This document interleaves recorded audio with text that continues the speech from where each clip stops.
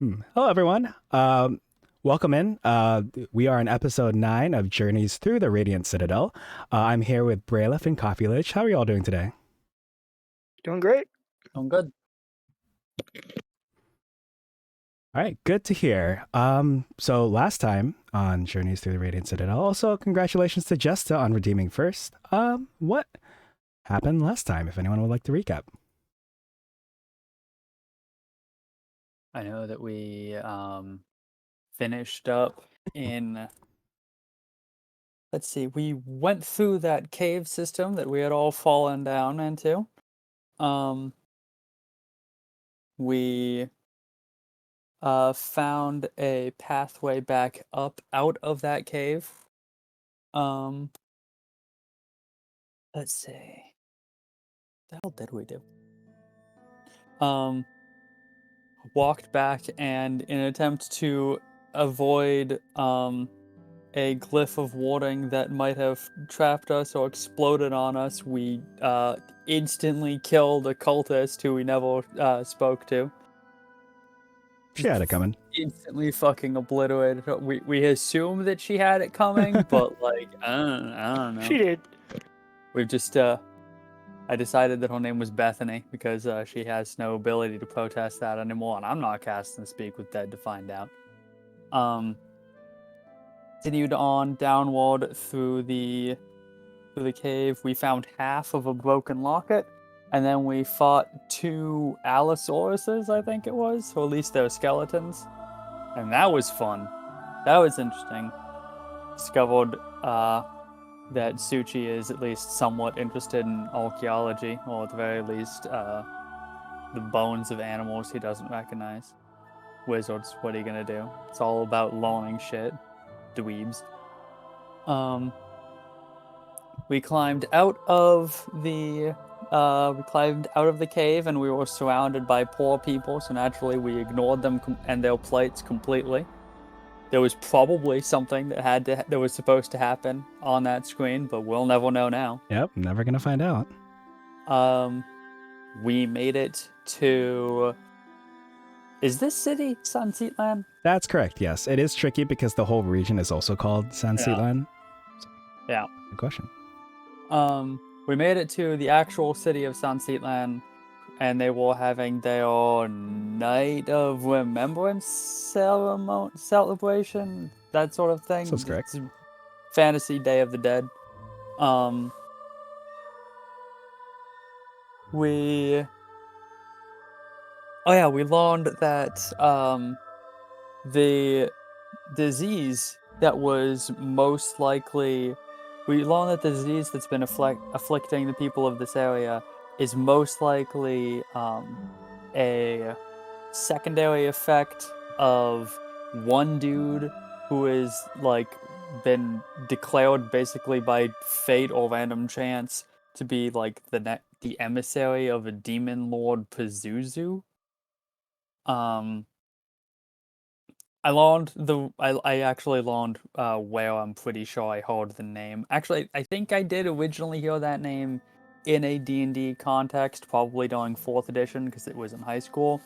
But that is also the name of a very minor character that exists, I think, only in one episode of Futurama, which is entertaining. I was reminded of that the other day when I found that clip on YouTube. So that's fun. So somebody's son was just kind of randomly determined to be the emissary of Pazuzu. And that jackass just kind of got cursed to be some kind of weird demon thing. And as a secondary, somewhat seemingly unintentional effect of that person's curse, the disease now happens. So we tracked down that person's mother.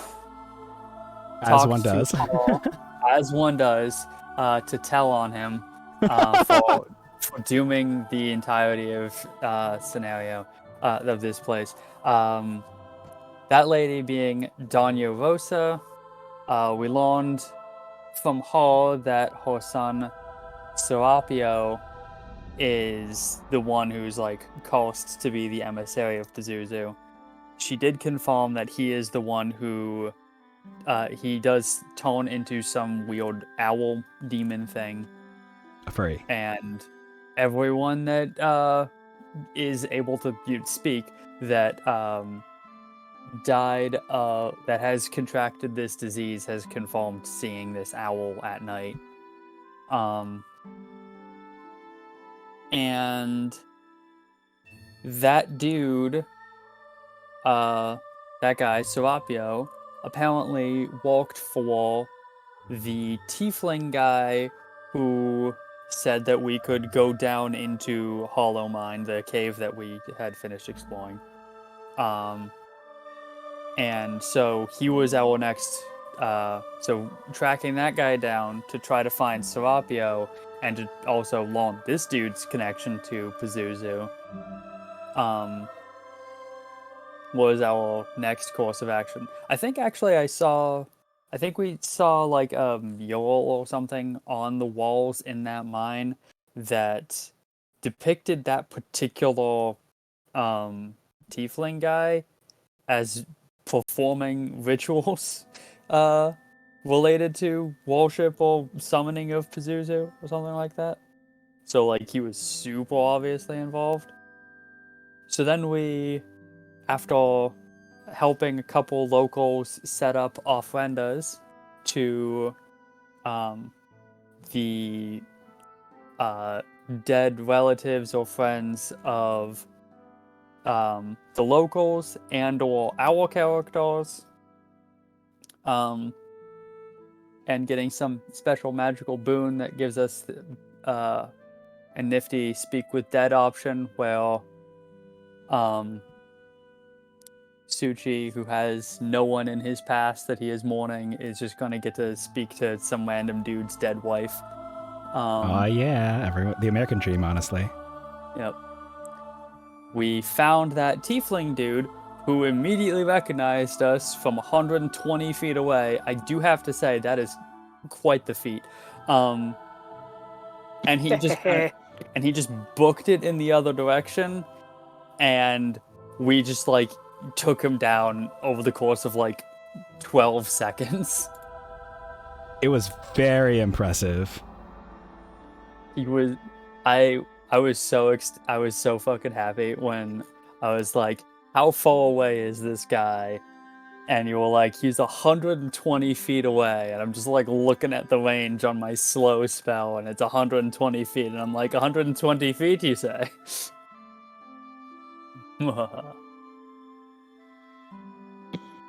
We destroyed him. Fucking obliterated. Yeah, the fact that some acrobats came over helped push Suchi forward, and also whether or not the same set of acrobats or a different set of acrobats that actually knocked what's his face prone. Yeah. You're just going about your day, and then a bunch of like centaur acrobats just find you, run over to you, and just immediately just push you over like the high school nerd they used to bully.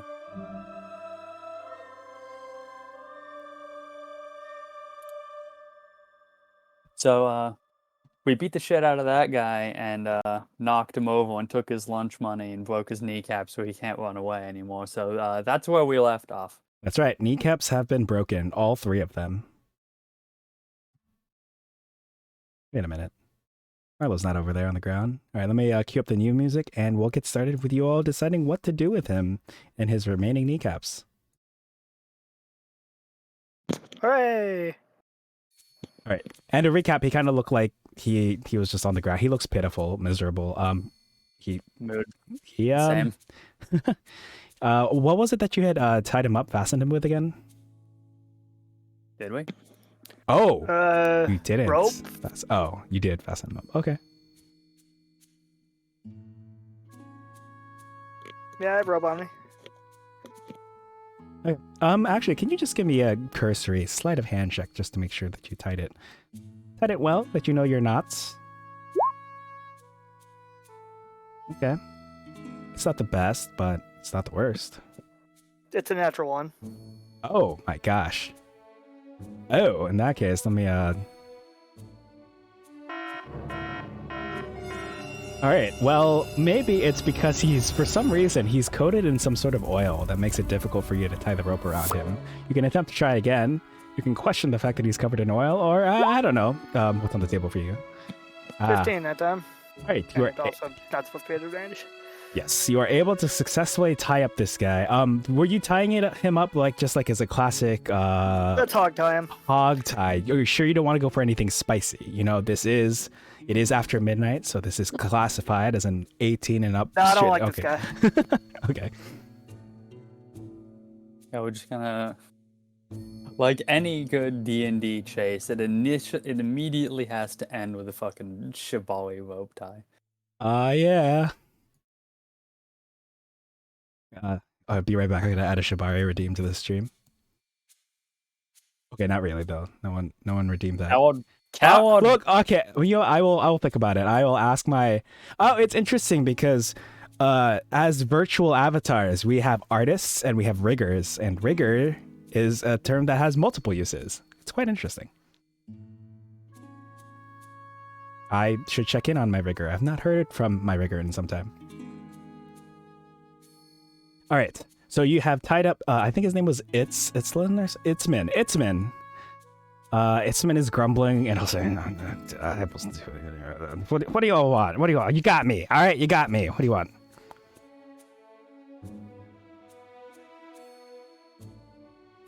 I'll let the people with higher charisma than me take the lead here. I was busy shit posting in chat.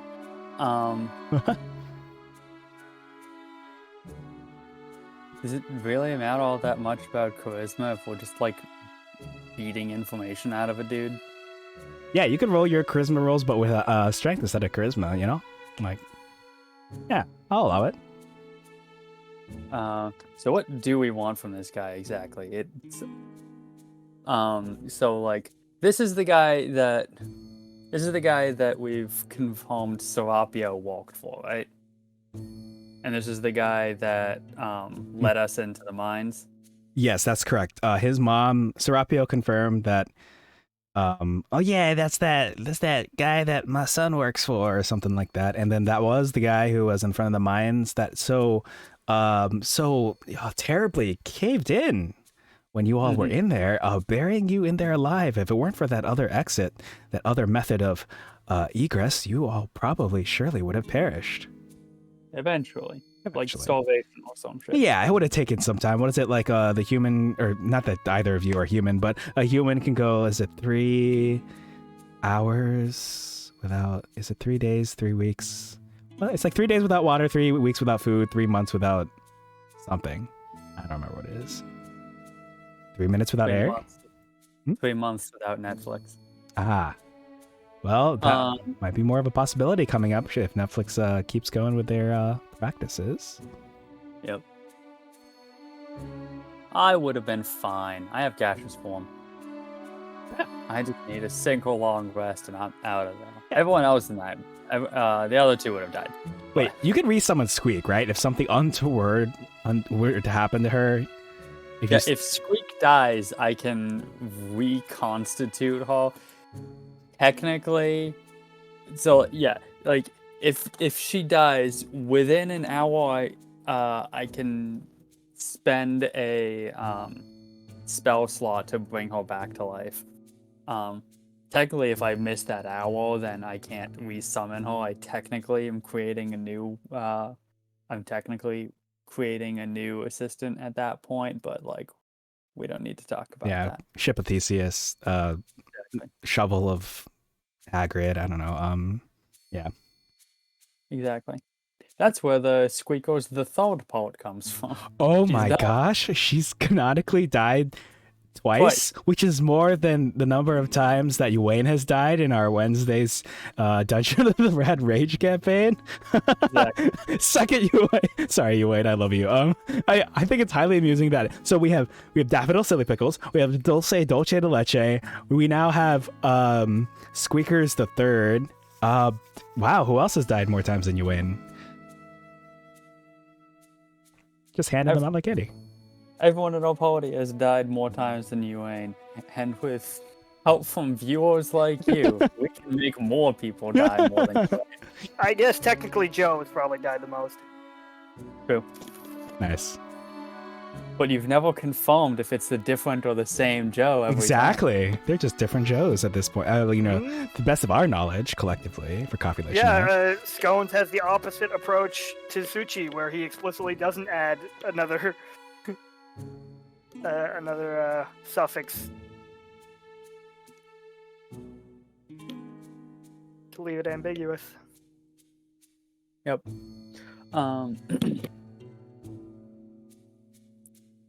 Anyway, so he's asked what we want. Well, for starters, I want to know where Serapio is. I assume that you know. He kind of like looks left, looks right. He'll say, "All right, I'll come out with it. I will give you Serapio's location if you agree to release me." He'll say. Idea. You give us Serapio's location, and I don't cast Fireball Center on your location. Can you roll me an intimidation check or persuasion? You can use instead of strength for the intimidation, you can use intelligence if you want. Woohoo! Yeah, okay. So I'll just roll like this then. Yeah, that's my intimidation check then. Nice. All right. He feels the because I believe by now the slow spell probably would have worn off on him because that probably lasts a minute, right? Let me double check this spell. Concentration up to 1 minute, yeah. And then what happens at the end of it? Okay.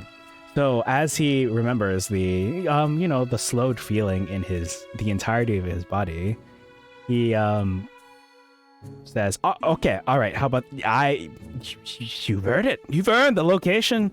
Okay, come on down." He'll say nervously, "You've earned the location of Serapio. I'll tell you where he is. He's in that direction." He'll gesture with his head, and you will see the arrow floating above your head, kind of spin in place once and then point in a new direction. Do you have any kind of map to his location you could give us? What, the arrow isn't enough for you? Yeah. Parchment with a large red X comically in the center of it. Yeah, it's in my pocket. You want to, if you really want, you can grab it. All right. Oh yeah, and I search his person. I assume he doesn't have anything super great on him, but I do it anyway. There's a pipe bomb on him. So you do find a parchment with a big red X on it. You also find he's got a sack of money if you want his money. Yeah, we'll make better use of it than he will. He's got a set of keys. Take those too. He also has a folded up piece of parchment, and he'll say, "Oh no! I want that one. That's not going to be helpful to you all." I unfold it and read it. Oh, What is it? It's pornography. I put that in my inventory. you steal the man's pornography. All right. Squeak was about to. Squeak was starting to raise her hand, and then when you put it in your pocket, she just How kind much of money does he have on him? Yeah, 20 gold. bluntly lowered it. 20 gold. All right, well, I'll give half to Suchi.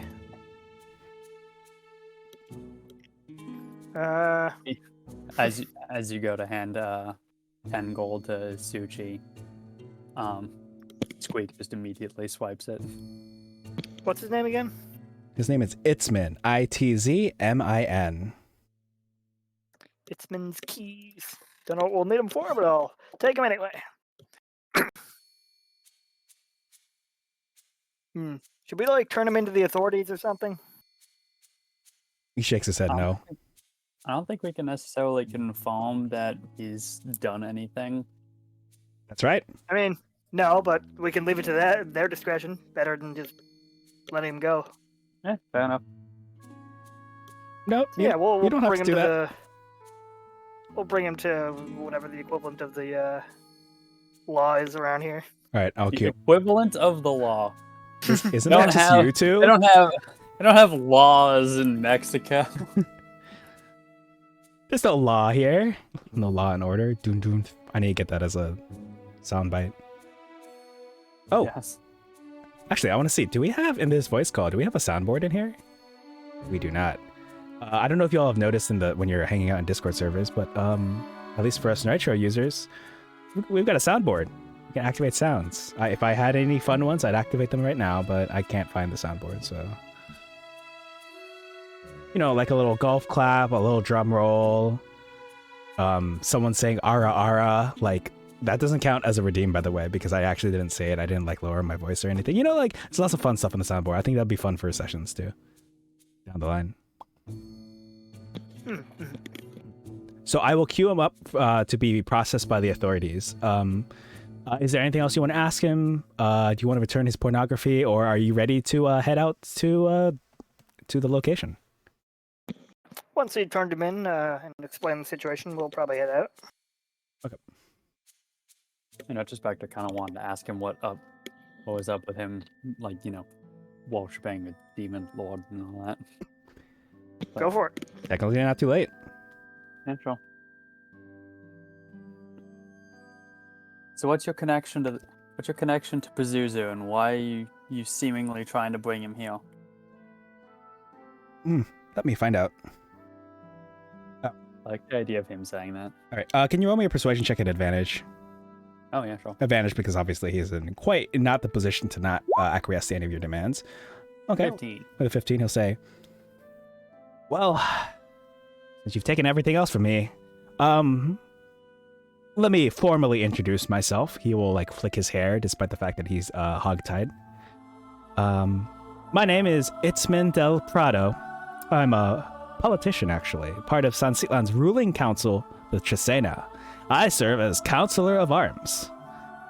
As I told you all before, I'm known as Asta Verde, which means, and he like gestures towards his, it looks like he's got a jadeite horn, like it's green in color. I used to be quite financially well off. That is no longer the case. Due to a few slip-ups here and there, my family fortune became squandered, and my name of Del Prado actually became synonymous with disgrace, instead of what it used to be, as he gazes off into the middle distance, as my mother was a celebrated military general. I was desperate to regain my former glory, and so I sought the guidance of Orencio and forged a pact with Pazuzu, offering my obedience in exchange for secrets that could be leveraged against San Citlan's elite. But you didn't hear it from me, he says.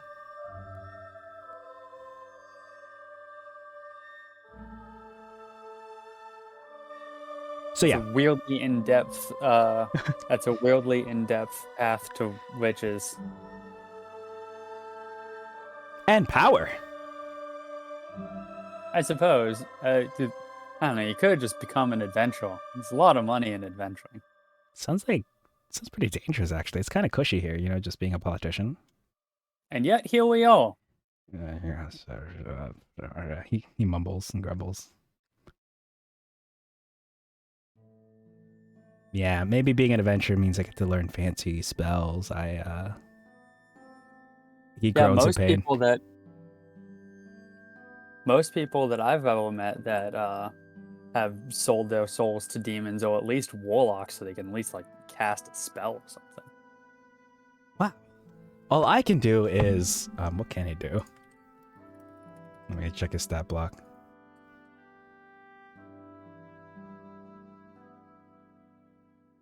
Cast wish 3 times per day? Jesus Christ. Thanks, Internet, for being so damn slow. I clicked this tab like 20 seconds ago. All right, roll 20, D&D Beyond, I hate you. But by the way, for the record, I'm just going to say this live on stream on twitch.tv. I hate D&D Beyond, just in multiple ways, in different ways. All right, he actually can cast spells. They're there. He's got them. Don't think they would have helped against y'all, though. Not if we gag him. True. It's already hogtied, so we can't do somatic components.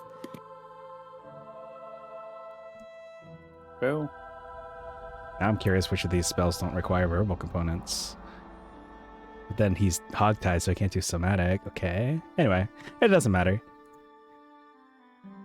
So yeah, he forged a pact. He struck a deal, and now here he is, tied up, Yep. about to be turned into the authorities.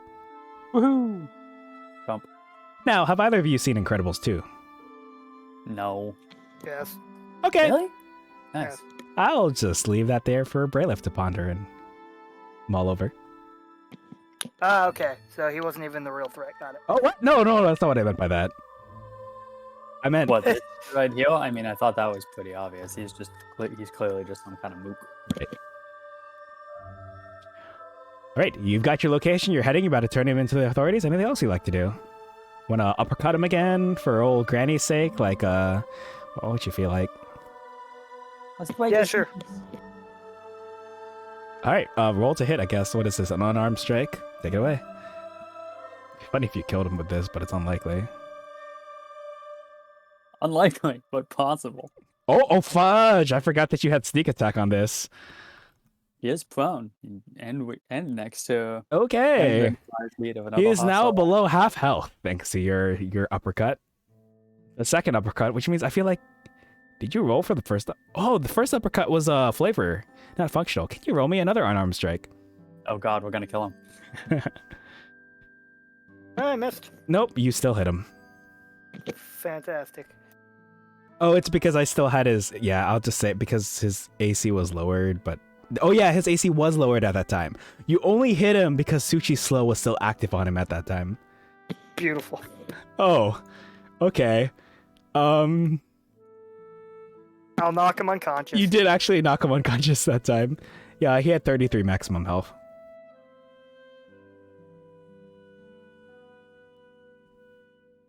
Okay.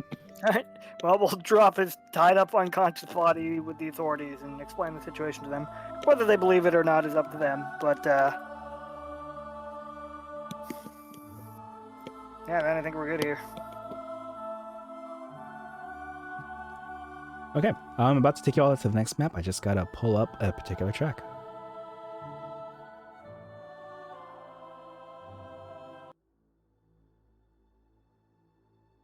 One, make sure your tokens are copied. Finally, we get to use a map that the module has provided. Oh no. Dynamic lighting is on. We'll see how it goes. I don't feel like dealing with it, so y'all are just gonna have fun. Sweet. Let me read off the description.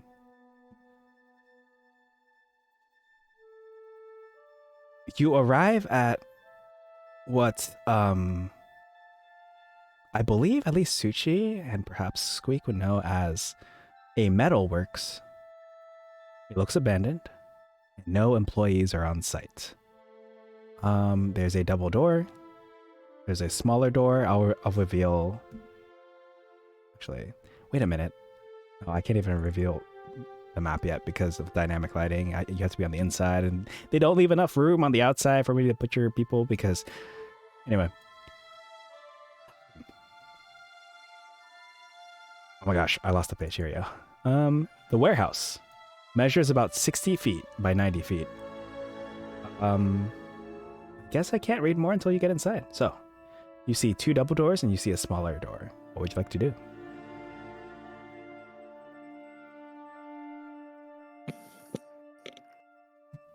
So a big door and a smaller door, you said? A big set of double doors, a smaller set of just a single door.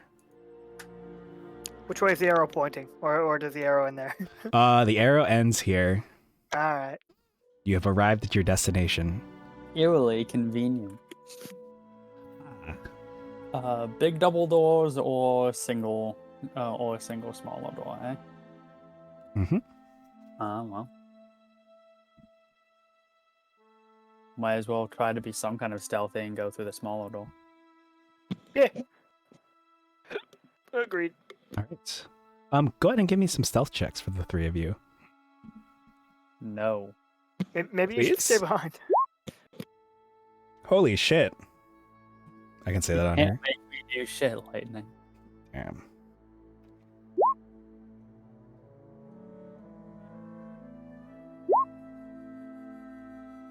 Uh-oh. Squeak, why? How familiar. Squeak, why would you Squeak account steps on a squeaky toy. on this? God. Well, It's okay, Grubble will just think there's a mouse in here. you're still able to at least get inside. I will go ahead and put you all inside. I'll bring you over to the map, and I've got some stuff to read off to you. Let's see how this goes. Let's see what this looks like. And So, this warehouse features a raised catwalk along two sides, accessible by ladders. I think it is poor map design that the ladder that is literally 2 squeaks southeast, 3 squares down and 1 square over, is not visible. Do you not see? I don't see shit. Okay. I Right. can see, but also the real-time lighting, it updates in real time as I'm like dragging my token around, so I could just cheat by dragging it outside and shit. I see. All right. Let me take you back to this particular scene. Gotta love dynamic lighting. Was really hoping, I'm really putting my foot in my mouth by trusting Real 20 for that one. I never trust Roll20 for dynamic lighting. Dynamic lighting is fucking insane. Yeah. You hear that, So- Roll 20? I'm telling you right here, right now, live on stream, Roll 20, your dynamic lighting sucks ass. Like, I thought it'd be fine. It's a smaller room. Everything seems to be fine here. You don't have either of your ladders visible here. There should be 2 ladders visible here. Outrageous. Well, 1 ladder should be visible at least. I demand all ladders visible at all times. And with your vote,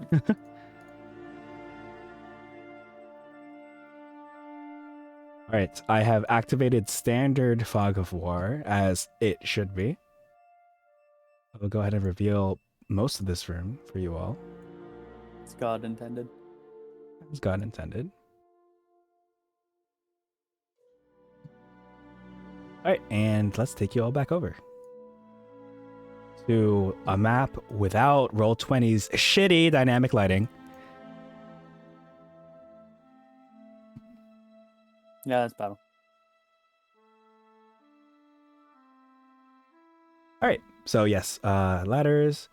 You see 2 15-foot diameter containers are suspended over the warehouse floor by chains, which run up and through a winch before descending to a mechanical control console atop the catwalk. Huh. Well, since Roll20 since the book has decided that they should be visible, I will make this stuff visible. Here's the console. Neat. And Catch fireball on the console. I'm just telling you right now the other ladder's over here, because I feel like if this thing is raised enough, you should be able to see the ladder from under. This is the problem with a map that doesn't have with a system that doesn't display verticality very well. Something that, you know, if we had 30 extra hours to spend on Foundry VTT, I'm sure we could have eventually learned. But until then, we're here in Roll20. Because I'm too dumb for Foundry. I don't know, you had to set up really competently, I would say. I appreciate that. Yeah. I acknowledge that it took a shit ton of extra walk, though. Yeah, I feel like sometimes I feel like y'all did more work than I did with all the coding y'all were up to. Well, yeah, the macros were interesting to figure out. Mhm. Okay, so we got 2 ladders, and we got 2 big ass things suspended by winches. And this is a metal walk, you said? It says it's a catwalk. Let me reveal some of the fencing around here, actually, because I don't think it's very well visible.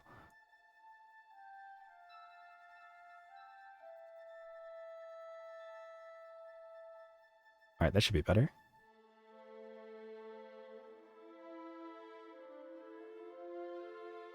Are we on the ground floor or are we on the catwalk? You're on the ground floor. The catwalk is basically Let me reveal the outside of this building so you can kind of get a better feel for situation.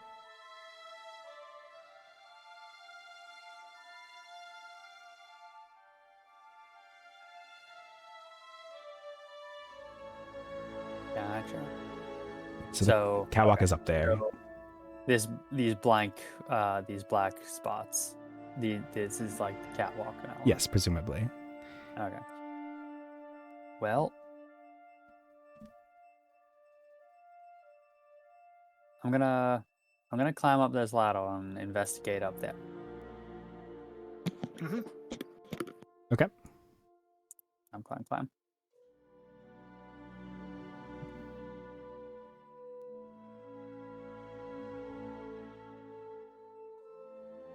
I shall attempt to climb this ladder. Okay. Just checking. I think you're able to just climb up pretty easily. Yay. Thank God, no checks involved. I attempt to climb the ladder. Give me an athletics check. What? DC 25. All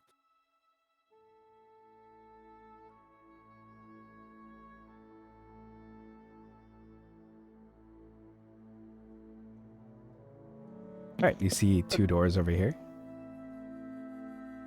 And are the things on the left the double doors and the dining door you mentioned? That's correct. Yes, you came in through that door that's Squeak is right next to. Mhm. So they both led to the same room.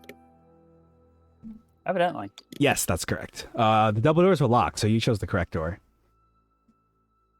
All right, before I reveal what's around this corner, would Marlo and Squeak like to do anything? Let's see. I guess I'll investigate these cupboards, shelves. Unless they're not actually there. Sorry, give me a sec. Piles, hanging containers. They are not actually there. They're just here for the aesthetic. Wow. Oh, is this not a provided map? This is a provided map. What the fuck? Oh, so they just don't acknowledge these things. I'm pretty sure. Let me double check. There's just no writing for them. Okay. Yeah, because right now you are in the abandoned metalworks. They talk about the scrap piles, the hanging containers, the rooms to Suchi South, and that's it. Yep. Well, assuming there's nothing back here, I will then follow Suchi up the ladder. Okay. As you're getting up the ladder, Suchi, you see. Yeah, I'll probably need Marla to hang back just a tad since this is time sensitive. You could be by Gotcha. the ladder, I guess.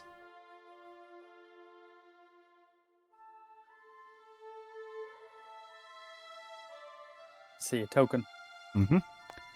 I see a token that's of a thing that I was expecting to be bigger. Oh, yeah, let me double check the size of this thing, actually. Gargantuan, you said. Medium. Nope, that's correct. All right. Weird.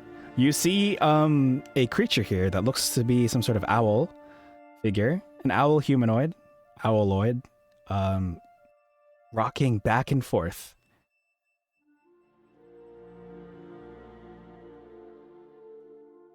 Uh-oh.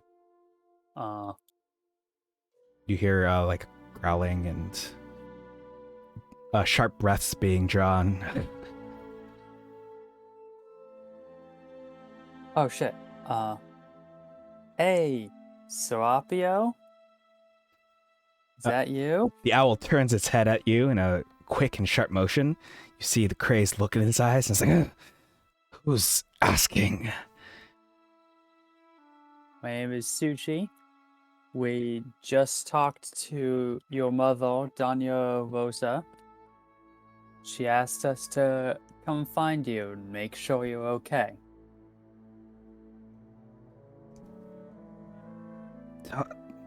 Mother, Doña Rosa?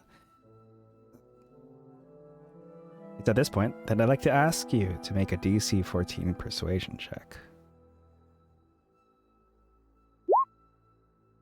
Oh, that's pretty good. Okay. In that case, I can safely. Tone timer pops up. Hey. You'll see that the the influence that has been afflicting him seems to have been overcome, and he's reverted to his natural form, that of human. From that handout I gave you before, let me know if you need me to show it again. I'm good with that. Okay.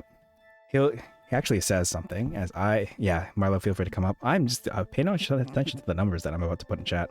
But he turns to you and he'll say, please, help me. Help me get rid of this affliction. I've tried everything. I can't let my mother suffer like this.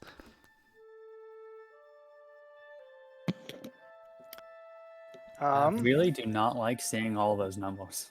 Yeah, okay, I'm guessing we have 60 seconds to figure this out before he turns back to normal. But we don't know that. Well, if you're not feeling safe right now, we can try and tie you up until we figure out how to make you better. I can put you to sleep safely. Oh, wait, no. Yeah, I could put you to sleep safely. Okay. These seem like good ideas. Yes. Oh, both? Maybe both. All of them? Tie me up and put me to Alright. sleep, right? Marlo will tie him up, but after he does, and before Suchi puts him to sleep, he will show him the half of the locket. Hmm. I don't know if that helped, but Okay, I'll keep that in mind. And Suchi's about to cast sleep, yes? Yes. Okay, actually, I'm going to pause the timer real quick as I look up the sleep spell. What level would you be casting at? I have no choice but to cast it at second level bare minimum because I'm out of first level spell slots. Okay. So that would be 25 hit points worth of sleep. I'm gonna cast it here. Okay. Back here so that it would hit him and not us. Because, what is it? It's creatures within 20 feet of the point of origin, and I need it to concentrate all 25 hit points worth of its sleepiness right on him. Man, that's upcast too. That's still, man, this thing does not scale. nope, sure doesn't.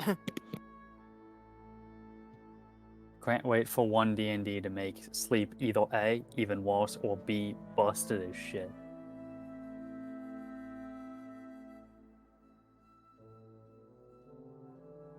Sleep now gain. Sleep is now based on the hit die of the creature you're targeting. It is now 1d. It is now 1 die per wizard level you have. Can I get a sleight of hand check from Marlo? Just cursory for tying the person up. Yeah, sure. I swear I'm good at sleight of hand. It just keeps giving me bad rolls. Okay. I think that's probably fine. Okay.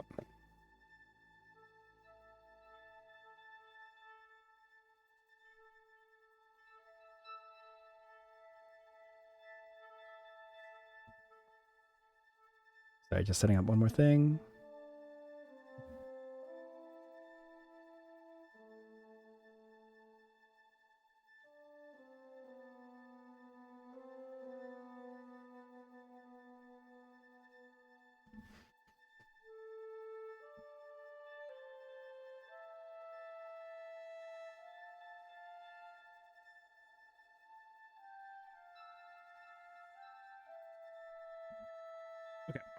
So, when about 7 seconds from the time that you cast the spell, Brailith, you'll see that Serapia, who has been tied up and put to sleep, you'll see something emerge from his body. I'm going to put him up here real quick. It seems as if this particular form has expelled itself from his body. And it's at this point that I would like to ask you all to roll initiative.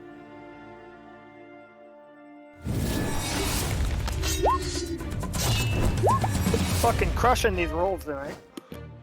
Hell yeah. Natural 1, baby. Oh. It's a fucking 20. Oh. This thing's gonna get like 3 fucking taunts before we even get to play. Oh, whoops. Let me make sure that his rolls are public. This thing just has like a solid 7 seconds to just wail on us.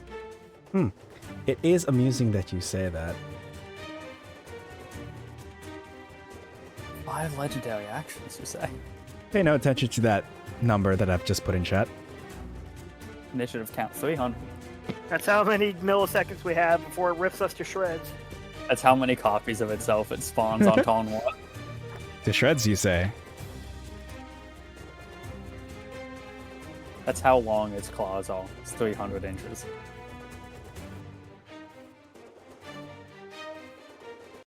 Alright. Flips you off and cuts the building in half. Serapio is going to fly 5, 10 onto this control console and is going to multi-attack Suchi. Uh-oh. Talon attack number 1, a 13 that I believe misses. Thank God. You can't hit me with poison. I'm a wizard. I don't have constitution. 22 for its second attack. That's, yeah, that hits. That is 9 piercing, 8 poison. 9 piercing. There's not even a con save to like cut the poison damage in half. Not for this attack. Nope. You just fucking take 3d8s of damage. Fuck. I'm going to put the below half health indicator on you, and it is going to move away, triggering an attack of opportunity from Suchi, should you wish to do so. Oh yeah, it's going on a fucking attack of opportunity. I'm a wizard. I don't have weapons. I don't think it's a great Punch him. Exactly. No, I don't. It's a better idea for me to just save my reaction to shield. Well, I guess not necessarily. Can it be your turn again anyway? But, I mean, yeah, if your punch probably wouldn't do much. It would not. At best, I could, like, make a dagger attack roll, but, like, at no point have I ever really considered Suchi to be holding a dagger. He's got it on the sheet, but that's about all I can say. Try to slap him. Is the owl visible? Still visible? It disappeared. Uh, Hey! So, Decided to make my attack of opportunity with my unarmed strike. okay. I got a critical. All right. That doubles the. Don't you deal 1 plus your strength modifier in damage? Yeah, my Yep. strength modifier is -1. Wait. I believe it has a minimum of 1. I Okay. could be wrong. So I'll So just. I think that's 2. Yeah, I'm okay with that. I'll apply the 2 damage.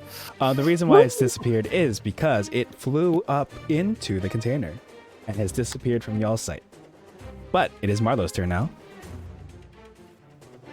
All right. Take level in Druid and cast Heat Metal.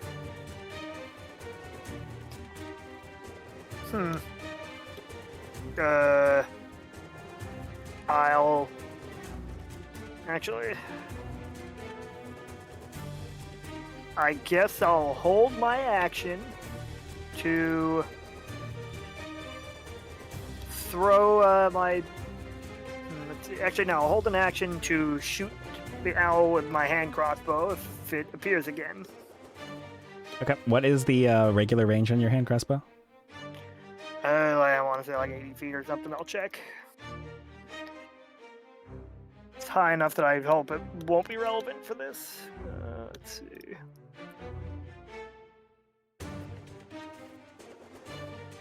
And crossbow. Wow, 30 feet. Damn. Perfect. I mean, oh, that's a shame. All right. I'll keep that in mind. All right. Bonus action. None will really help. So I'll leave it there then.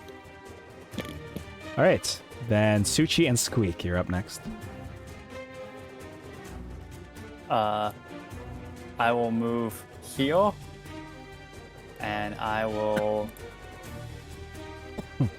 hold my action to cast Toll the Dead next time I see it. And Squeak will move heal and hold whole action to attack it with magical spells. I see. Okay.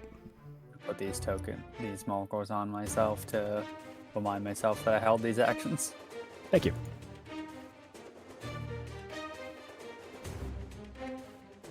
I knew it.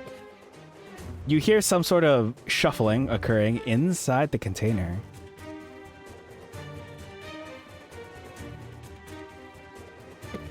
All I right. declare the turn over. Marlo, you're up. Okay. How high up are we? Good question. Let me find out.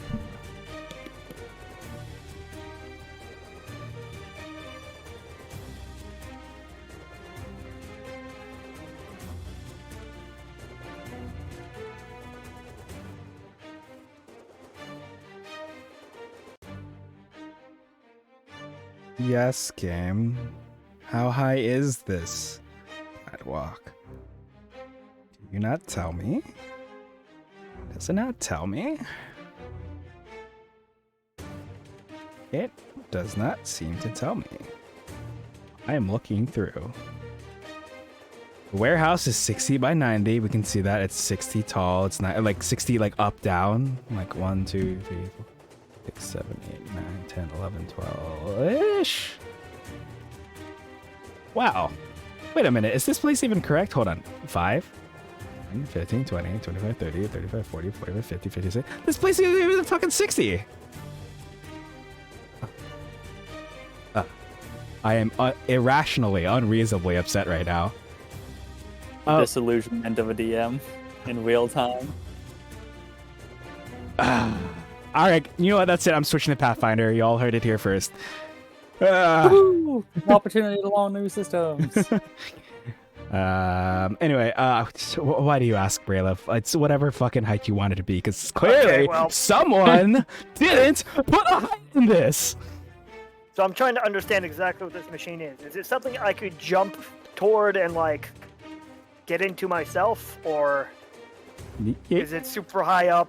Oh, I think you could probably jump to it from where you are. And to be clear, is the opening on the bottom or the top? It's on the top for now. Okay. In that case, then yeah, I'll try and jump. All right. What is it? What is the normal roll? Is it athletics? Even though. Yeah, so that you can make a jump up to some distance without. Okay. Hold on.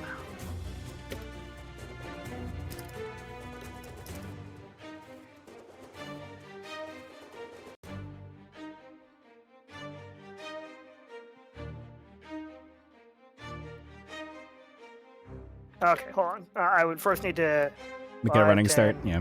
15, 20, 25, 30, in which case I could jump a number of feet equal to my strength score. Which is 12. Okay, that's good enough for me. 5, 10. Yep. All right, you make it to the edge. You see inside. It is filled with iron and silver scrap, and nothing else. A net? What? The bird's not there? You don't see the bird in there. Oh, fuck me. Okay. 5, 10, 15, 20, 25. Okay, I will dash. That's my bonus action. Okay. 10. Ha! Jump over to this one. Ah. Okay. In this one, you also see a bunch of iron and silver scrap, but no bird. Ah! Okay, Did either of them seem to lead anywhere else?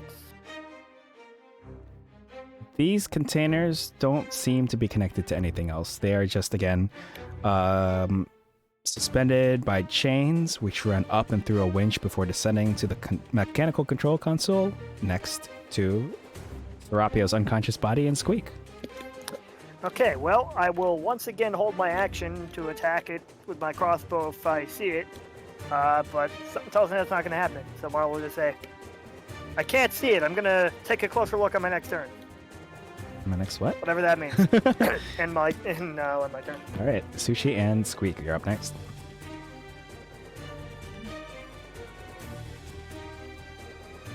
Oh gods, why isn't it ever easy? I'm gonna try fiddling with these controls. Maybe it's hiding in there. I could dump it out. I was gonna recommend that, yeah. I'm gonna attempt to fiddle with these controls and see and try to dump it out if it's hiding in there. All right, it only costs you an action. If you wish to expend it, you may do so. I wish to expend it. All May right. I do? Yes, you may. Sorry, I just felt like being formal. All right, you hit a lever, causing. Wait, is there a particular container that you wanted to tip? I want to tip the one that Molo's not standing on. Oh, that's valid. That's valid. All right. So you will tip the bottom container. It like tilts forward away from you, I think, spilling out the iron and silver scrap. It falls to the floor, dealing 15 damage to the floor. To the floor. To the floor. But no bird, eh? Sushi, can you give me an active perception check? It's probably not going to be as good as my passive perception, but sure. Oh, baby. I guess it's slightly better than my passive perception. Sushi, you notice What do I? flicker of movement in the iron scraps. Like there's some sort of small creature in the pile. It's in the pile. It shrunk. Oh god, is it of children somehow? Let's not think about that possibility. Well, you see, kids, when one owl monster loves another owl monster very much. Molo, let's not think about that possibility. Squeak, light it up. Squeak's gonna go 1, 2, 3, 4, 5 and cast magic sparks on the pile of scrap, I guess. Okay. 10. That is unfortunate. So it will hit the pile of scrap, as I was ruling it as at least some sort of cover for the strange small creature you saw within. So I will say it's not at least a hit on the creature within. God damn it. That's the end of my turn then. Alrighty.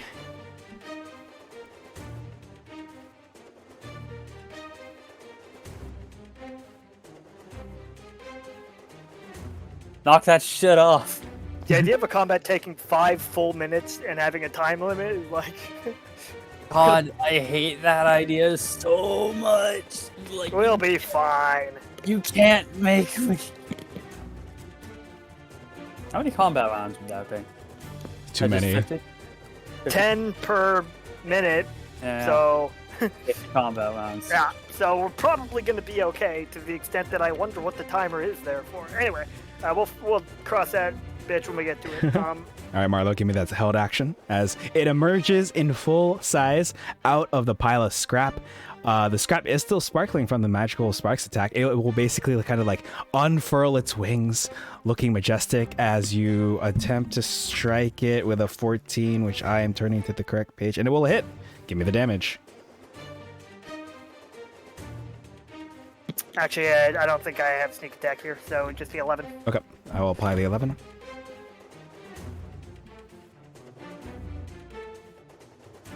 All right. It will move and fly 5, 10 in a diagonal fashion. 15, 20. Diagonal as in like it's currently up in the air, I believe. Oh. 25, 30. I need to see how high it normally hangs out at.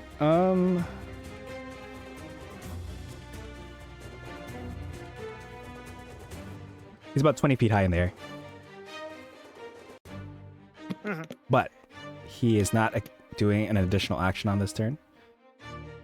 So I'm going to look for the flying indicator and then pass it over to Marlo. Alright. Marlo is just going to take a straight shot at this thing at disadvantage with his hand crossbow because it's outside its own range. You want to move closer? 15. 15 will hit. With my lucky shot feature, I get sneak attack on disadvantage attacks. Ooh. 17 piercing You damage. put yourself at a disadvantage on purpose. Wowee. Ha All right, I've applied the damage. Level. That is clever. That's an anime like, oh my god, that was his plan the whole time. It's like, why didn't he move closer? Well, you see, his technique allows him to gain sneak attack. But this scene only works if it's being explained by someone who is not participating in the fight, who is at least like a mile away and can see the entire thing in perfect clarity somehow. I have anime people bust out of the office doors like, whoa, I can't believe he used that technique. Who used that technique? Why, him. God, I hate anime. It's like Suchi off screen. Who the fuck are you? Wait a minute! I just realized! Yes. Oh, okay. That'd be a critical hit, so I'll roll an additional Same thing again, right? Or no? Damn. 16 damage. Oh my Christ. Okay. All right. Well, okay. Oh yeah, because the crossbow is itself d6 damage too, huh? So your sneak attack damage right now is 3d6? Yep. Jesus. All right. Marlowe is in his element, being at a disadvantage. Amusing. Incredible. I'm gonna say that the arrow misses the owl, but then bounces off of the double doors and flies back and hits it.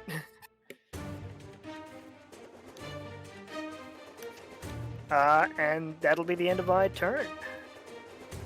I don't think I can. My cunning action will come in handy here. All right, cool. Well, pay no attention to the ruler ring I was just doing. Suchi and Squeak, you're up. Gotcha. Let's see. 1, 2, 3, 4, 5, 6. There's no way that this is out of range, but I gotta double check just to be sure. Oh yeah. Oh yeah. This is. Of course this is in range. It's the best fucking spell in the game. Uh-oh. I'm gonna cast. If the fucking Volt 20, why you do this to me? Why doesn't the spell sheet work anymore? Fine. Where'd he go? I'm gonna cast Fireball. Nice. It's a DC 15 dex save for this bald creature.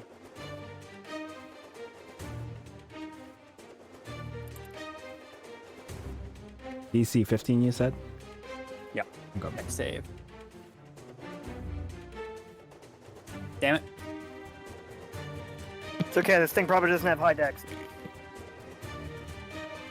Well, it takes half that damage, I guess, then. Okay.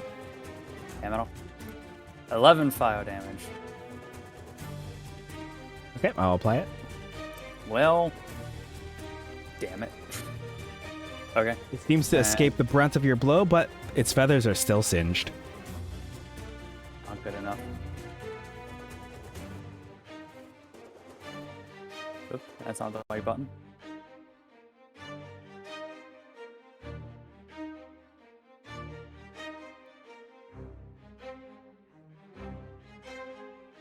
Okay. I'm gonna need an official ruling on how high up this this catwalk is. Yep, that's valid.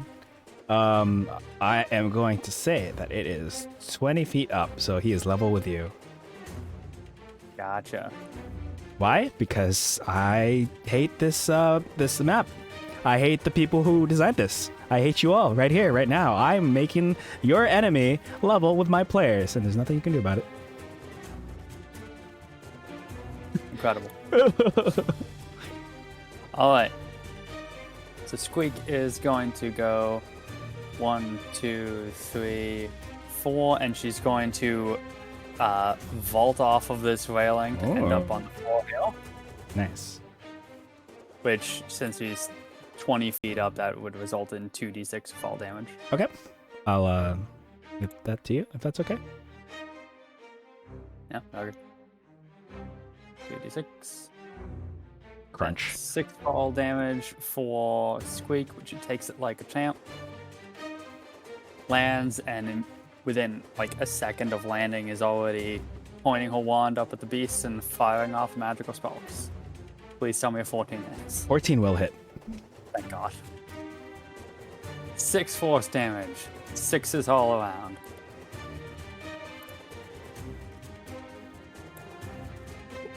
All right, I've applied the damage. It's gonna be end of my turn then. Alrighty.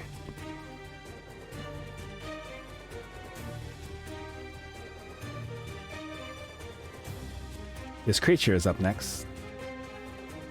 Ant. I don't know how to go about this. I believe Marlowe's dealt the most damage to it, correct? Or am I incorrect in that assessment? Yes. Okay. You were very correct on that. I've only hit it with the fireball punch for 2 damage.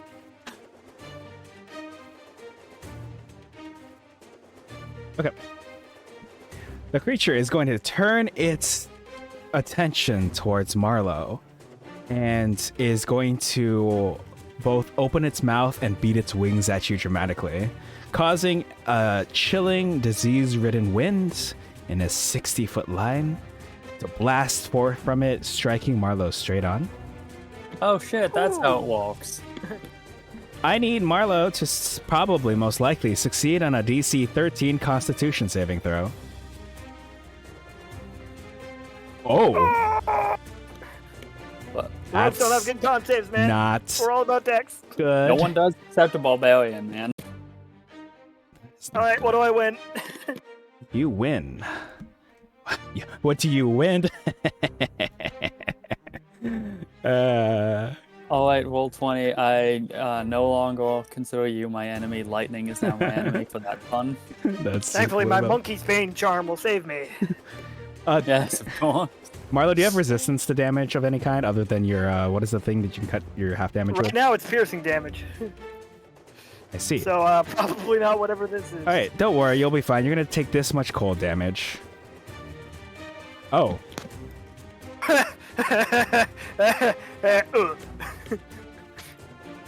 And you're poisoned. Wait, can you... Oh, so you can't... Oh, uh-oh. What happens to me when I pass out up here? Wait, did that knock you out? I had 19 health left. Oh. Oh, this isn't good. Aha. Okay. That's not what I was expecting. Okay. Well, it is going to fly down. 5, 10, 15, 20. It sees that Squeak is quite delicious looking and is going to end its turn here.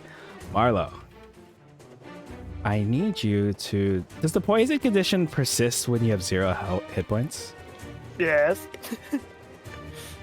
That's not what Is I this wanted special to hear. poison, This or does it is just do special the default- poison. Oh, fuck! Can you give me What a death saving throw? It's been a while, so I don't remember if you all do it public too. You know, because I asked my other players in secret, but y'all can do whatever. Okay. I'll do the rest in secret.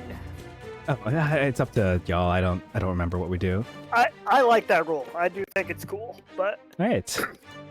Well, Sushi and Squeak, you're up.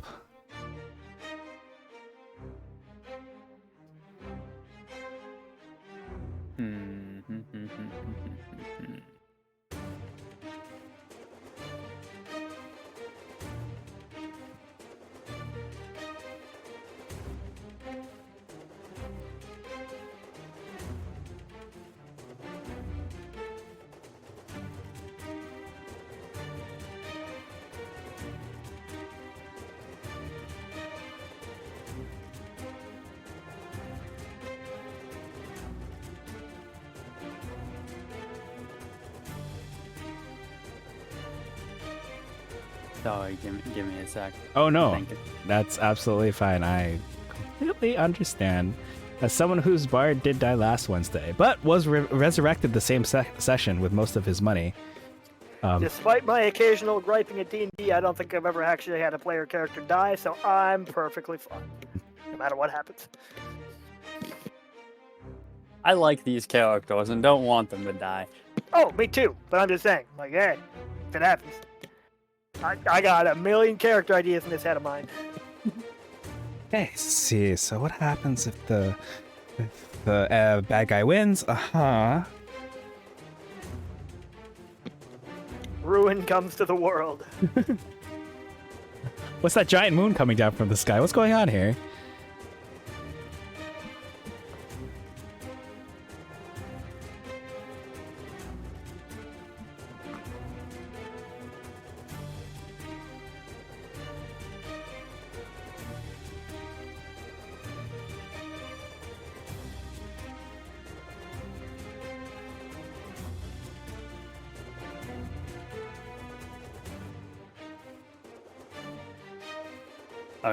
Oh my god, why does Magic Missile hate me so much? Okay. I am going to cast Magic Missile at 3rd level. Okay. So that is going to be 5 casts of Magic Missile. All right. 5 of these individual dogs, that is. I need to double check that it's rolling that. So that's 1, 2, 3, 4, 5. Not bad. Right. It's super close to max. All right. So that is 15, 19, there's 22 force damage into it. Okay. It had 15 remaining health, if you'd like to take it away. Oh, thank God. So, as the thing swoops down on Squeak, the tip of Suchi's wand begins to glow. He runs up to the railing of the catwalk, points the wand at the monster and shouts, "Stay away from Squeak!" And then 5 magical darts of force energy just like burst forth and just all impact dead center on the demon's chest. All right. They strike the demon's chest. The demon falls to the ground. You hear a scream. It goes that reverberates through the entire metalworks, echoing against the metal containers, one of which your party member is precariously placed against, and I declare you all victorious. For now. I'm sorry. You do still have to stay in initiative because someone is bleeding out. Also, welcome in, Himatoki. Thanks for stopping by to listen. I hope you're having a good afternoon. The party has just slain the enemy.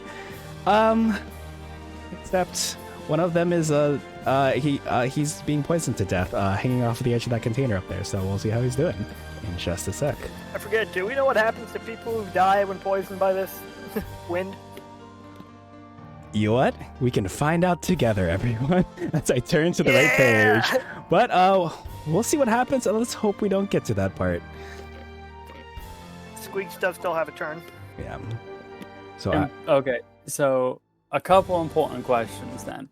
Yes. 1, does Mola have a potion on him? You don't know. I'm sure. But, okay, no. let us look closely at Marlowe's butt. Does it look like there's a potion in the he pocket? does not appear to have a potion on him. Okay. Wow, none of us have a potion. That's Nope. bad. Well, Okay. He ain't thicky. I got it. Second question: how high up is he on that thing right now? I'm gonna say he's probably level with you, like, cause Marlowe basically ran up onto that container, like, and then onto that next one. So it's I'm just saying, to make things easier. And again, for those at home and in chat, they didn't give me a height, so the height that I've provided here is whatever is most convenient for my players. Yeah. Well, what's most convenient for your players right now would be if he's on the ground right now. That is true. Sorry, whatever is second most convenient for my players. This is rather inconvenient. For You have a way to get me to the ground. I don't. Yeah, sure. Like, just force you to roll another fucking death save. It's perfect. No, it won't force me to roll. It'll just be an automatic failure. Oh yeah, good point. That'll just be an automatic That'll just be an automatic failure. Yes. Fantastic. For those at home who don't know, I believe what Braileth is insinuating is that there is this console over here, and if you pull a lever, the container that Marlowe's body, which is currently bleeding out due to the poison, is on, will fall to the ground, making it easier to save his life? Well, the desperate times call for desperate measures. Huh? It is out of my hands now. Up to Suchi. Okay. Well, Oddly freeing. Suchi has used his action for this taunt, so I've got no choice but to rely on Squeak for that. Which, let's see. That would be...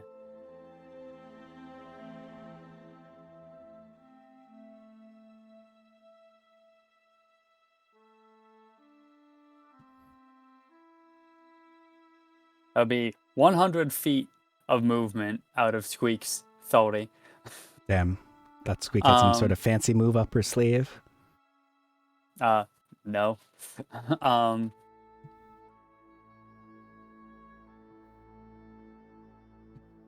So I can get Squeak heal with her normal action, with her normal move, and then I can use my bonus action to make her dash, which would get me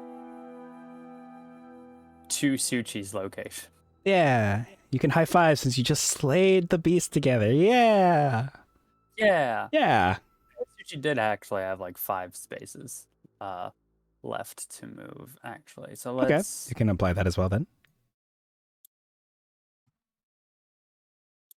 Yeah. Coordinating stuff. So Suchi is going to move 1, 2, 3, 4, 5. It's going to be the end of my turn. All right. Serapio. Sorry. The creature that Serapio that was inside, that was possessed. You know, it's really unclear right now. I'm going to go ahead and, I guess, should I remove him? We're at the top of initiative. I'm just going to count down one more time. 276. Yeah, don't forget about that timer. Yeah. Oh, I wonder what's going on with this 276. All right, Marlo, going to give me that death saving throw to recap for the class. How do I make it private again? You should have a toggle at the top of your character sheet. Unless Let's see. if you don't, Oh yeah, there we go. So for those at home, I actually ask my players to give me their death saves in secret. So Braileth has just sent me the death save for Marlo, who's already succeeded in a 1 so far. And I see this value, and I will keep this in mind. What was it? Was it below 10? Was it a nat 1? Was it above? You know? We'll never know until like maybe next turn or 2 or 3 other turn. All right, Sushi, you're up. I like having this secret information, you know? Yeah, it's exciting. So this is pretty strictly against the rules, but can I have Squeak take out on first before Suchi?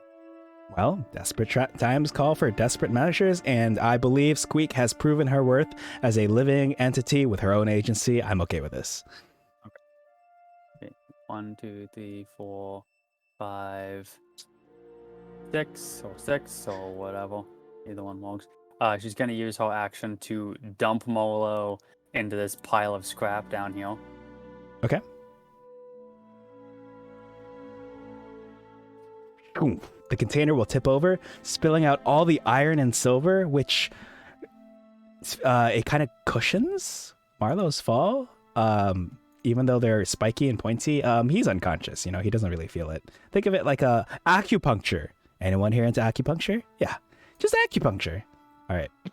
Sure. Safely on that pile. I do? Yes. Okay. I'm a level with you because I didn't apply damage for the creature that was in the pile when it tipped over. I'm not going to apply damage to you for being on top of the container as it tips over.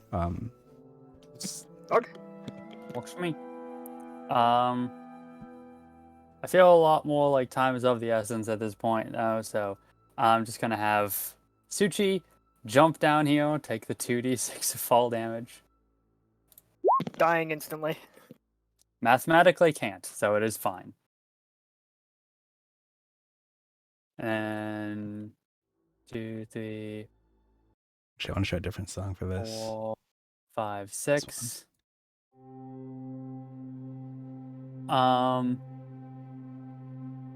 What are the rules for stabilizing? I have the one D&D playtest rules for it's a- stabilizing. DC 10 medicine check. Yeah, just a medicine check. As an action. I'm gonna bone my inspiration to roll that at advantage. This seems like a great time to use it. Yeah, I accept that. Oh! That is not what we want to see. That is really unfortunate. Let's fucking go. I am also. I was gonna use this as part of the. Okay. I'm also going to take off the periapt of health that I got last section. Oh. I'm gonna put that on Molo in hopes that helps. Okay. I see. Let me show this to the players again. This totally not ominous looking one. You are immune to contracting any disease while you wear this pendant. If you are already infected with a disease, the effects of the disease are suppressed while you wear the pendant. I'm just kind of banking on the idea that whatever the fuck happened to Molo counts as a disease and not just a bizarre poisoned condition. Okay. This fucking music, Jesus Christ. What? I don't even remember changing the music. What are we talking about? All right, anything else from you on your turn? God damn it, Molo, you gotta wake up. I don't know how to do this. Aw. Stop laughing, Brayleth. This is kind of scary. Get that whole laugh. God. That's fucked. All right. That's the end of my turn then. Marla, another death save from you. Alright, your turn. Whoa. I was going to pause for dramatic. No, I'm kidding. All right. Yep. With that, I turn the turn over to Suchi. Marlo's still breathing, albeit slowly, albeit raspy. Take it away. Damn it. Medicine check failed again. You should see the look on my face right now. I am terrified. Okay. 4, 5, 6. 1, 2, 3, 4, 5, 6. Come on, Molo. Wake up. Wake up. End of my turn. Let me just do this 264 here. Brayleth, if you would be so kind.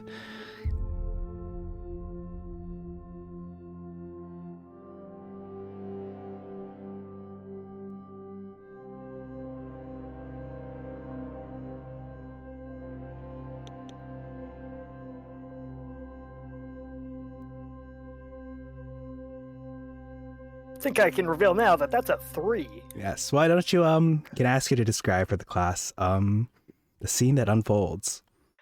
Alright, well, Marlo briefly rouses from his unconsciousness and says, "Oh, hey, Suchi." And he's gonna reach into his pocket and pull out a little amorphous blob in the vague shape of a pen and say, "If you could take care of Mr. Rick for me, that'd be great. Gotta go see how Kirk's doing."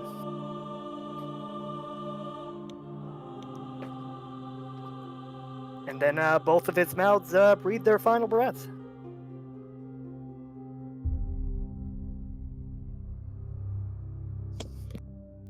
Okay. Well, before I reply to that, sorry, let me just say,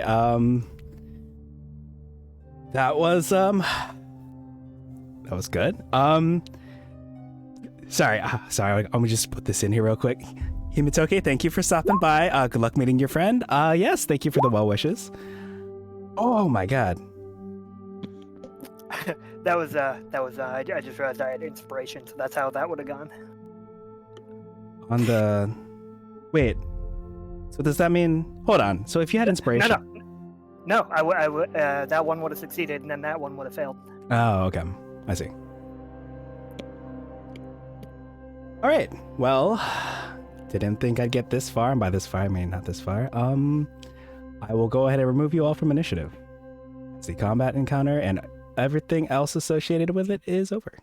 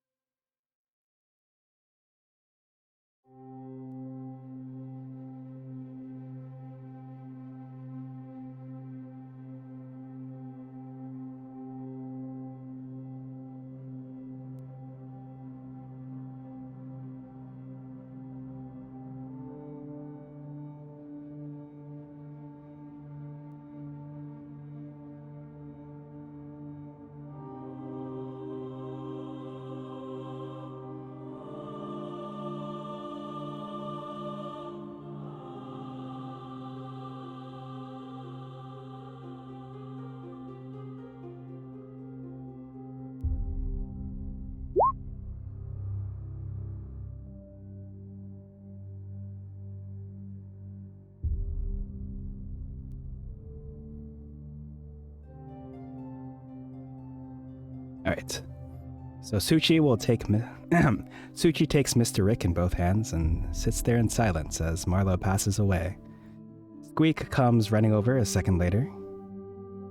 Realizing what happened, she places a hand on Suchi's back.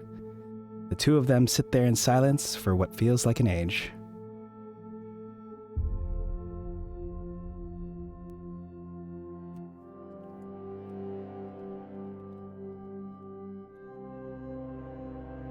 We should check on Sohapio.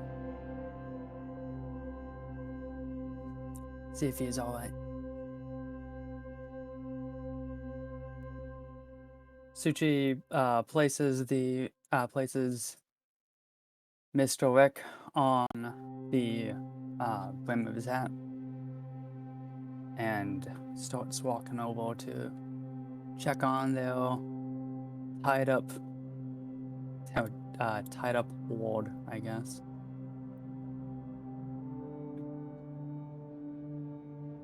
Right. You see Serapio there. It looks like there's a little bit more color that's returned to his face. He is still unconscious and he's still tied up.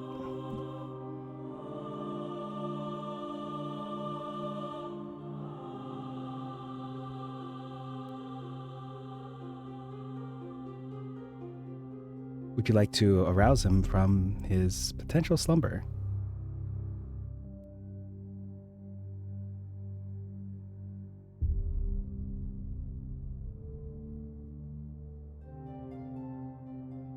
I think Serapio might need some rest.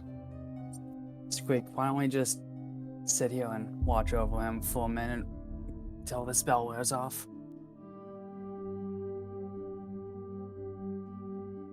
The two of them just sit down in the corner. Okay. watch over Serapio. All right.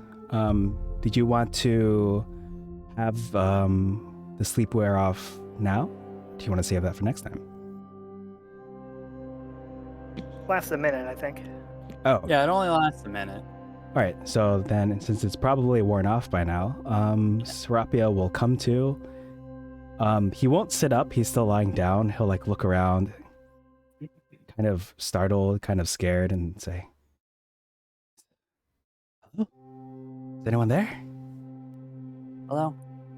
I'm still here, Serapio. Oh, am I crazy? Did I hurt you? No. No, we're fine. Serapio will turn to look at you. He'll like sit up, and seeing that, I believe since Sushi's below half health, it means that you kind of look worse for wear, and he'll say, must have been some ordeal. I'm sorry to put you through that. He like looks around.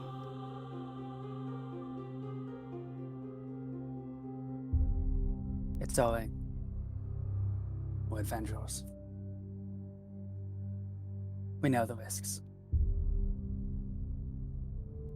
So, is the deed done? Did you slay what had a hold on me? Yeah. Out of curiosity, is its body still around? That's a good question. Let me check.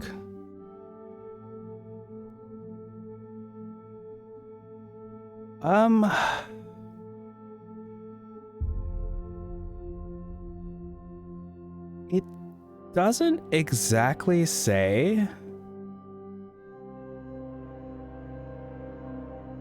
It says if it is destroyed. I think also because it's a fiend. Do fiends typically leave a body behind when they're brought down to zero? If you happen to know off the top of your head.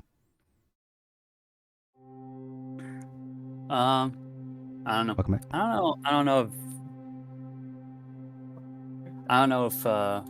don't really know if fiends I don't think fiends just disappear when they die. Braylev, do you happen to know? It says technically if it is reduced to 0 hit points while separated from Serapio, it is destroyed, freeing Serapio, but I don't know if it is destroyed means, and then I don't normally run a lot of fiends, so I don't know if that... I mean, I would assume that the intent there is that once you kill it, he's freed from it. Okay. That's how I would rule that anyway. Okay. Then I think there's probably no body left behind, so I'm going to go ahead and move this to GM layer.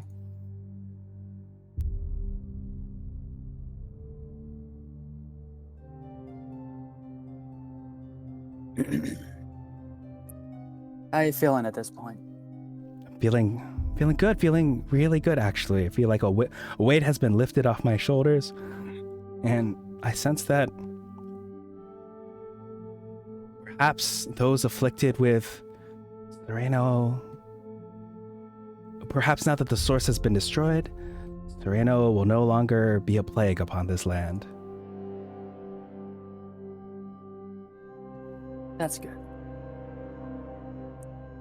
Let me untell you. Let's get you home to your mom. She must be worried half to death.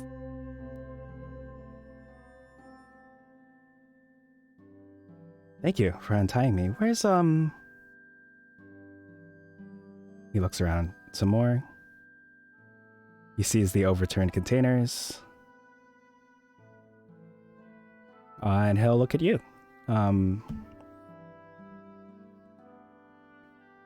sense that he's trying to like look at you as if to get an answer to a question that he isn't sure he's ready to ask just yet.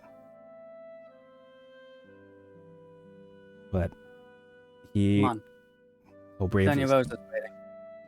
he'll step forward and he will follow.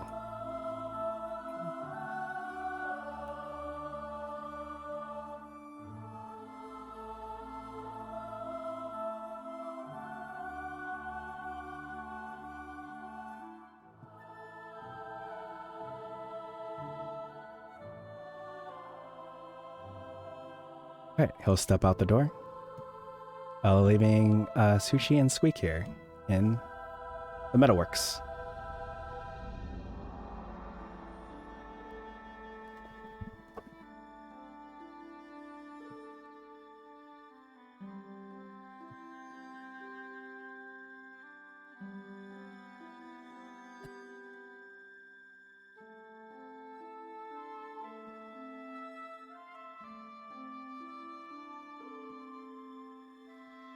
All right, as you are beginning to escort Serapio back to Doña Rosa, did you want to do that now, or did you want to save that for next time?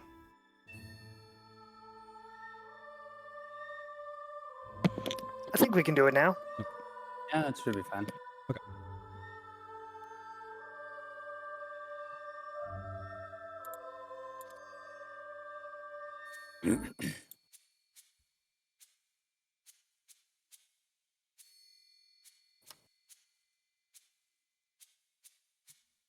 So, Swapio left the metal walks, you said? Yes. Alright. Oh. Suchi will follow shortly after. All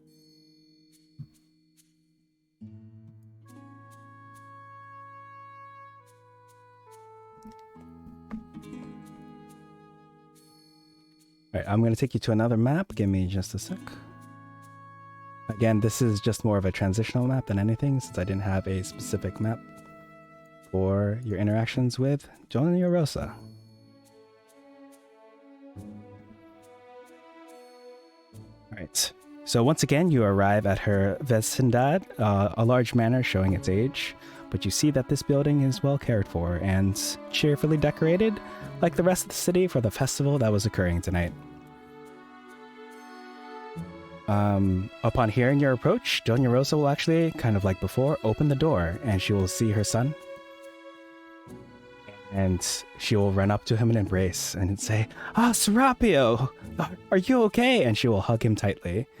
And Serapio will say, "Yes, Mama, I am more than okay. The adventurers, they freed me.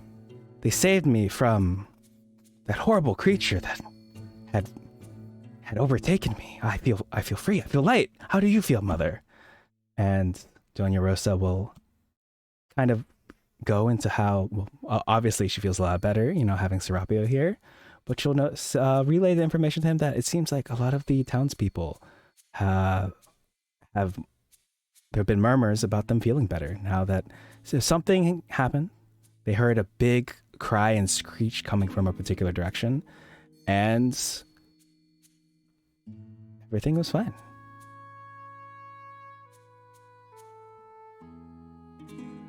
Doña Rosa will turn to Suchi and Squeak and say, "Oh, thank you all so much for saving my son. It was you, right? You're the reason why my son is here safe with me?"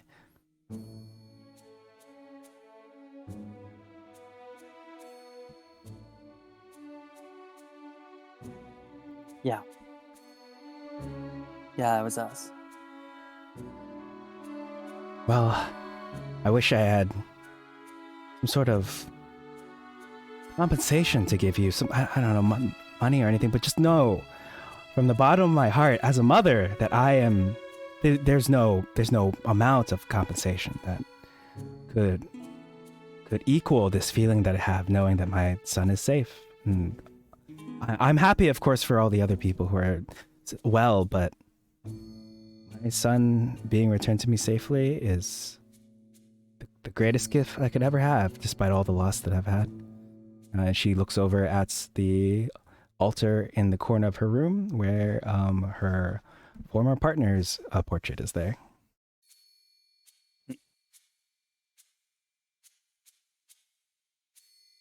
I will to get him back to you then. You all must be tired.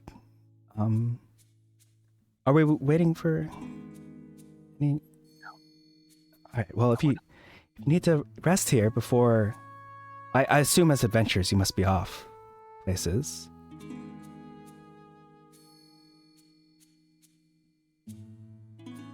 Soon. Not yet. Well, you are welcome to stay here if you would like. Any of my other neighbors here in the Vesentat, you know, would be more than happy to put you up for the night. Just if there's anything you need, feel free to ask us. You know, there's nothing we wouldn't do for you.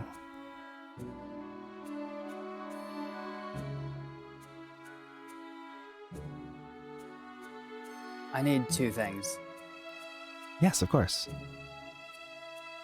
I need to borrow Serapio and possibly some other neighbors of yours tomorrow. Mm-hmm. And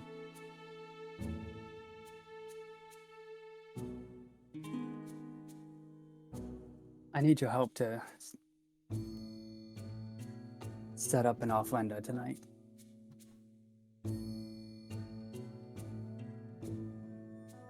Oh, an ofrenda, of course, my child. We can definitely come together. It's something that we do best, something we're quite familiar with. So we're definitely ready to assist in any way we can. She'll say. She'll hug Serapio from the side tightly. I'll get everyone together and we can make that happen for you.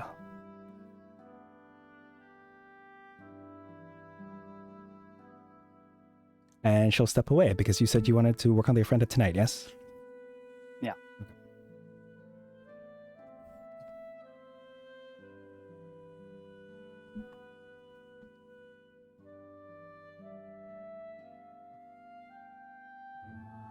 All right, as a reminder, I'm going to go ahead and give the altar, the player art handout to everyone.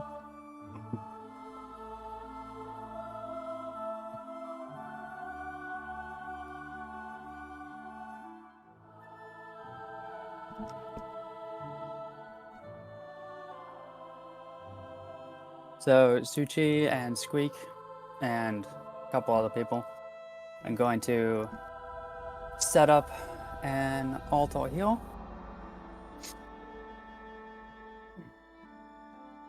No picture for it, unfortunately. And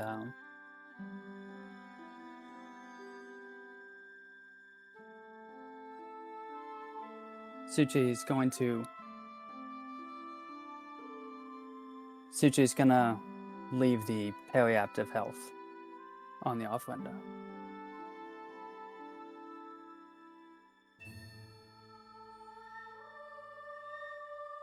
All right, let me just go ahead and pull up the periaptive health again.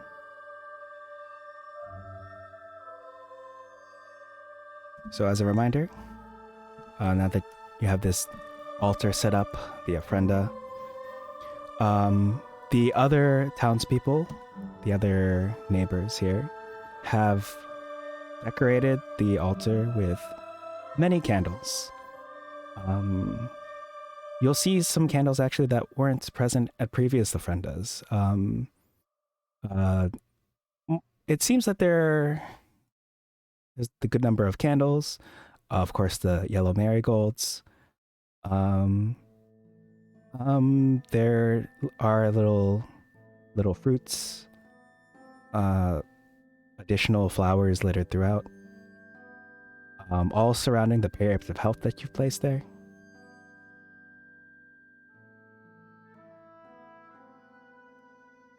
And technically, since Sushi is the character setting this ofrenda, I am to provide you with another guidance of the remembered charm.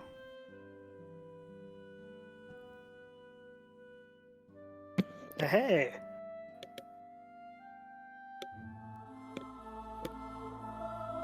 The spirit's answers to your questions will manifest as whispers only you can hear. The charm will not function if the spirit you try to contact is undead or was the target of Speak with Dead within the last 10 days.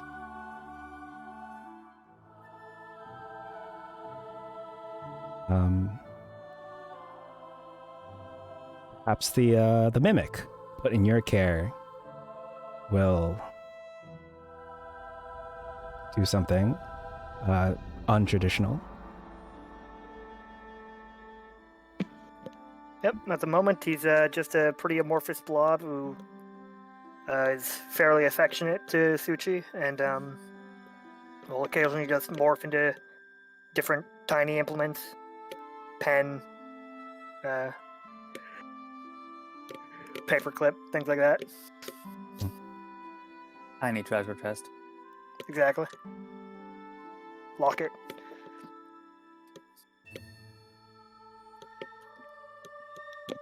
It's just Morph from Treasure Planet.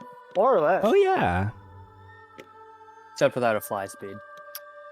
Mr. Rick, actually, I rolled on a trinkets table that was in one of the expansions because the default trinket table in 5e is kind of lame.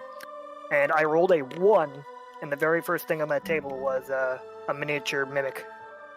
I was like, wow, that's awesome. That's a cool roleplay thing.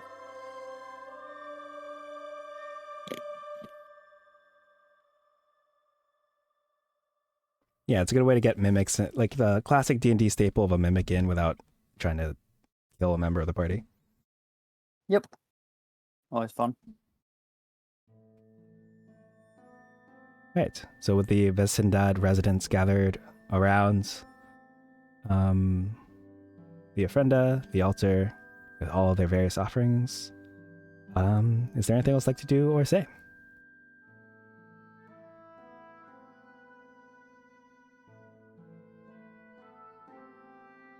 Nothing that I can think of right now. Okay. Would you be okay with wrapping up here then? Yeah. Seems about right. Alrighty. Well, thank you all for being here. The evil was defeated, yes. We will resume. I believe I am good for next Wednesday for Dungeon of the Red Mage, if you all are. I think we all. Okay. Yeah. And then looking at my calendar, I believe, yeah. Yes, that's the next time we'll reconvene, at least for Dungeons and Dragons. So, anything else from you all before I take us away? Thanks for watching, everyone. Yeah. Okay. Thanks for coming by. Yes. Thank you all for coming by. I hope you all have a good night, good afternoon, depending on who you are, where you are, and catch you next time. Bye.